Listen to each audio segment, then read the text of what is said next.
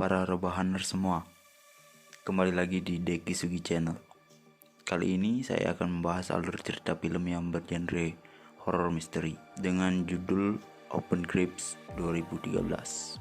So, nggak usah berlama-lama lagi, langsung saja ke alur ceritanya. Film diawali dengan seorang pria yang terbangun di suatu tempat yang tak tahu di mana. Seperti telah terjadi sesuatu terhadap dirinya. Dia merasakan kejang dan sakit di kujur tubuhnya. Ia pun langsung menyalakan korek yang dibawanya.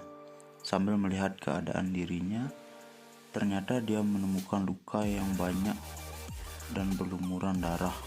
Alangkah terkejutnya dia saat melihat sekelilingnya banyak bergelimpangan mayat yang hampir membusuk.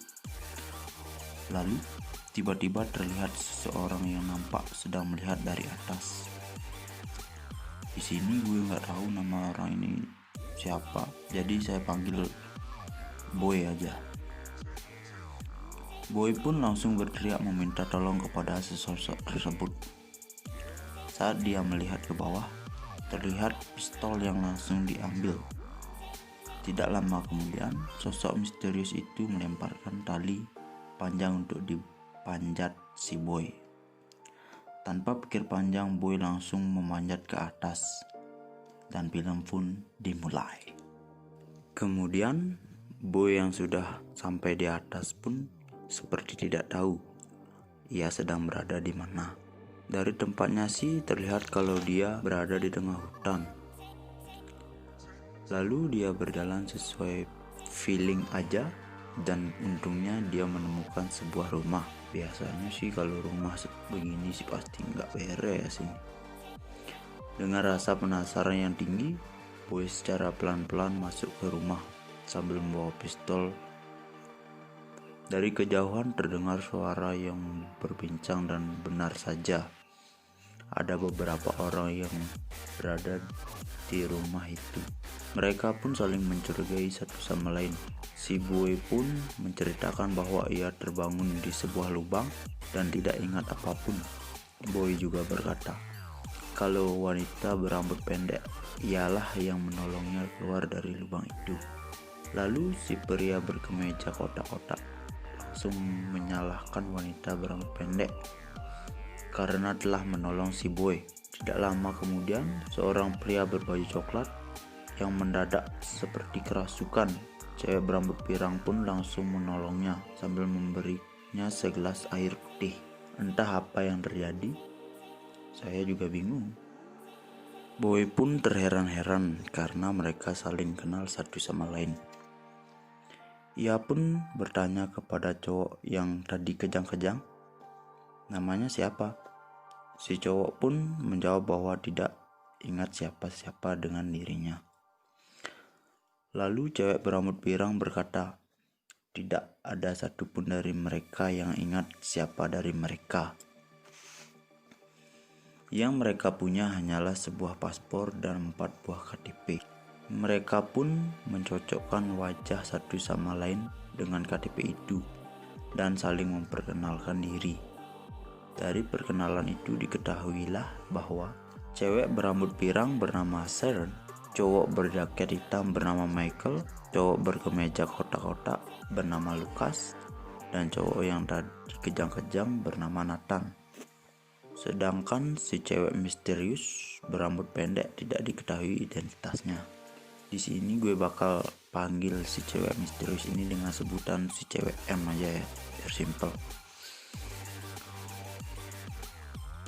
Boy yang terheran-heran apa yang sebenarnya ditulis oleh si cewek M dengan bahasa Mandarin. Ia pun langsung bertanya ke cewek M itu, apakah kau mengenali aku dan kenapa engkau menolong aku? Sharon pun berkata bahwa cewek M itu tidak bisa berbicara alias bisu, namun dia bisa mendengar mereka berempat. Lucas yang tidak percaya dengan si Boy, dia pun bersikeras untuk menolak kehadirannya di kelompok mereka. Boy pun demikian. Ia juga tidak percaya kepada si Lucas maupun kepada mereka. Scene berikutnya memperlihatkan Sharon yang sedang mencoba masuk ke sebuah ruangan. Lalu kita diperlihatkan Lucas yang sedang berkaca dan didatangi cewek misterius yang langsung menunjuk ke luka lebam yang ada di lengan Lucas. Cewek ini mencoba memberitahu sesuatu bahwa ia juga memiliki luka lebam yang sama dengan yang lainnya. Lucas pun bertanya, apa yang sebenarnya terjadi? Cewek M tidak dapat menjelaskannya karena dia bisu dan tidak mengerti bahasa Inggris untuk ditulis. Boy dan Nathan juga masuk ke sebuah ruangan. Sepertinya ruangan itu adalah tempat menyimpan makanan. Saat si Boy melihat ke kulkas, ia menyadari satu hal. Ia langsung mencari si cewek misterius dan Boy pun bertanya, apakah kau yang melakukan ini? Si cewek M pun mengangguk-angguk dan ternyata itu adalah sebuah kalender yang diberi tanda pada tanggal 18. Saya pun tidak mengerti ini maksudnya apa ya dengan tanggal 18 ini. Lalu Sharon menyuruh Boy untuk mandi dan ganti pakaian daripada kelihatan kayak gembel. Dia juga disuruh mengobati luka yang ada di tangannya dengan obat yang ditemukan Sharon di kamar mandi. Bisa dibayangkan berapa baunya si Boy karena habis tidur bareng mayat-mayat di sana. Sambil mandi dia mencoba mengingat-ingat apa arti tanggal 18. Kemudian mereka berempat melihat si cewek misterius berlari ke dalam hutan. Boy, Sharon, dan Lucas pun pergi mencari cewek M ke dalam hutan. Sedangkan Michael dan Nathan berjaga di rumah. Di sepanjang jalan, ketidakpercayaan satu sama lain antara Lucas dan Boy pun cukup menghambat pencarian.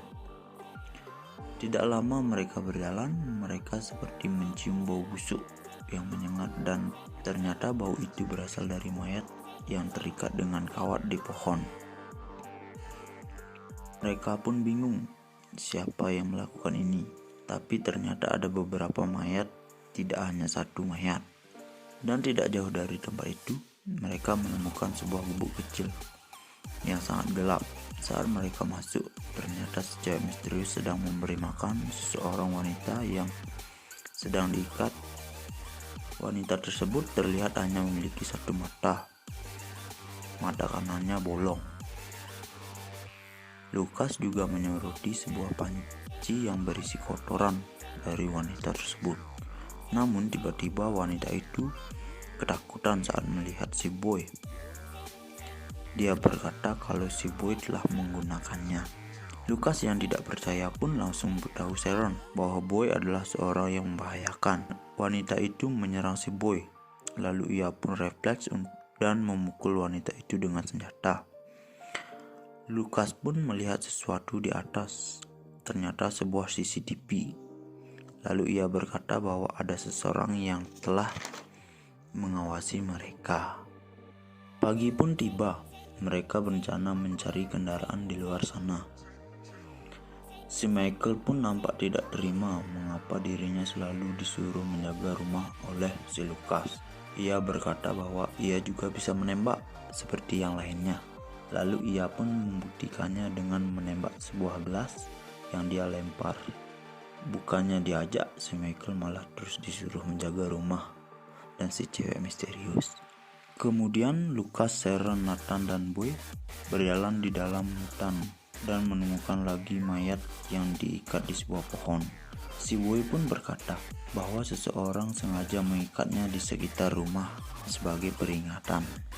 Michael yang tidak merasa senang dengan keputusannya si Lucas curhat ke si cewek M.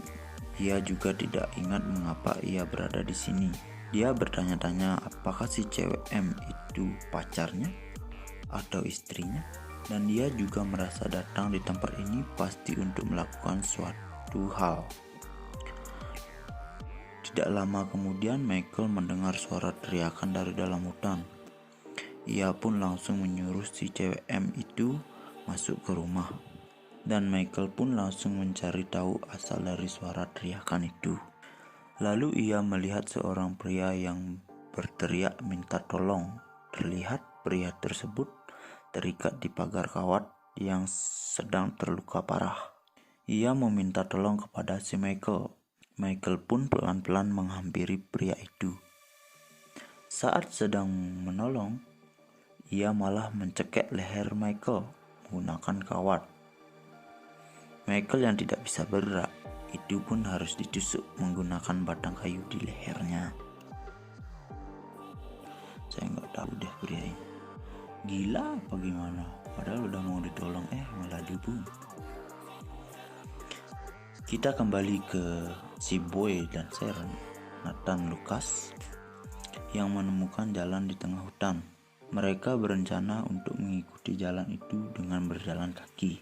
Saking gabutnya si Nathan, dia melempar batu ke segala arah dan tidak sengaja terkena benda keras yang berada di tumpukan ranting. Mereka yang penasaran pun langsung membongkar tumpukan ranting tersebut, dan ternyata mereka menemukan 2 mobil sekaligus. Mereka langsung mencoba mobil itu, tapi sayang salah satunya kehabisan bensin. Saat ingin pergi, Lucas menemukan foto dashboard mobil itu dan langsung menunjukkannya yang berisi foto mereka berlima kecuali si Boy. Lucas yang paling tidak percaya dengan si Boy, dia pun langsung berkata akan balik ke rumah saja. Saat berjalan, Lucas melihat cewek M yang berlari menuju ke arah mereka. Mereka pun datang ke tempat pria pagar kawat dan melihat si Michael yang sedang sekarat. Si Sharon mencoba menolongnya, tapi sia-sia saja, dia tidak tertolong. Boy yang murka dengan pria gila itu langsung menembaknya berkali-kali. Scene berikutnya memperlihatkan si Sharon dan Boy yang sedang melihat sebuah bangunan. Lalu mereka mencoba masuk ke bangunan itu. Terlihat juga di dinding ada angka 18. Sampai saat ini saya malah makin bingung tentang 18 ini. Mereka pun mencari tahu apa yang bisa mereka temukan di tempat itu. Saat Sharon sedang berkaca, dia melihat sesosok anak kecil yang berlari begitu saja. Lalu mereka mencoba mencari kemana anak kecil itu berada, dan mereka menemukan sebuah pintu yang terkunci. Saat mengintip, ternyata ada seorang anak kecil di dalam pintu tersebut. Lalu anak kecil itu berkata, "Sana kau pergi, Jonah. Mereka akan datang besok." Saya merasa bingung dengan kalimat ini. Mereka itu siapa? Jonah itu siapa? Ternyata anak kecil itu memanggil si Boy dengan sebutan Jonah. Kemudian kita diperlihatkan si cewek M dan Nathan yang sedang bepergian di tengah hutan. Seketika si cewek M berhenti dan si Nathan berkata, "Gua tahu tempat ini." Ternyata ini sebuah gubuk tempat wanita bermata satu terikat dan dia sudah melarikan diri. Lalu Nathan berkata kalau merasa di sekitar sini ada jalan di dekat danau. Mereka pun tiba di jalan sekitar danau. Namun di sini si cewek M terlihat menahan si Nathan. Tapi si Nathan tetap aja ngeyel mau pergi. Lalu si Nathan merasa sangat ingat tempat ini. Ia seperti tahu kejadian-kejadian di tempat ini. Lalu ia pun tiba di sebuah pemukiman. Namun nampak sepi dan terlihat banyak mayat yang bertebaran di tanah. Ia juga tidak sengaja menginjak sebuah kacamata lalu dipakai. Ia seperti mengingat sesuatu. Kemudian secara misterius sudah sampai di rumah. Di rumah ia melihat Lucas yang menatapnya dengan aneh dan terlihat Lucas seperti orang sakit dan pucat. Seketika itu juga cewek M lari ke atas. Lucas juga naik ke atas mencari si cewek M. Si cewek M pun bersembunyi di sebuah ruangan dan ternyata ruangan itu memiliki loteng. Lucas yang mencari jalan ke loteng itu malah menemukan ruang bawah tanah dan dia pun masuk. Kalau dilihat-lihat, ini seperti ruangan laboratorium uji klinik gitu sih. Di sini terlihat ada organ otak manusia dan ada monitor CCTV juga. Dia menemukan kamera dan langsung menonton rekamannya.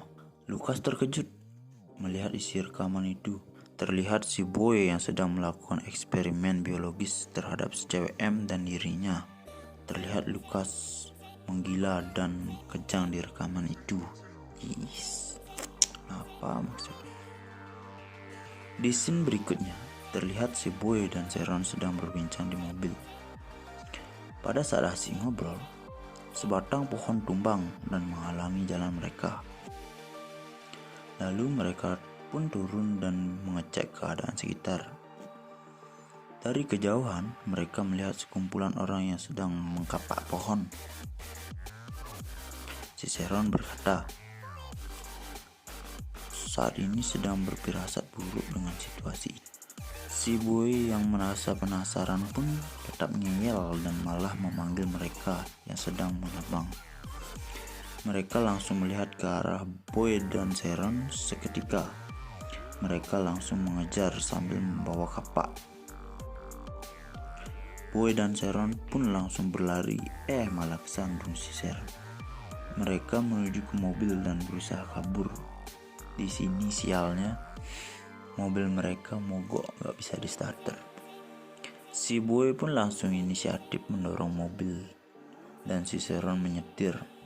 Tapi anehnya, gerombolan orang itu malah berhenti mengejar dan tidak lagi ada di belakangnya.